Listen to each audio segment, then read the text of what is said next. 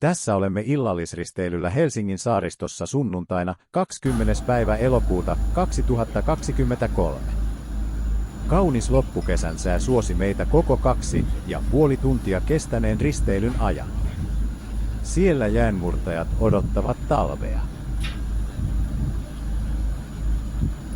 Ruokailu aloitettiin perinteiseen tapaan alkudrinkeillä. Maukas ja herkullinen illallinen on nautittu. Illallispöydässä oli tarjolla niin kalaa kuin lihaakin salaattien kera. Nyt jaksaa ihailla kauniita maisemia mereltä käsin.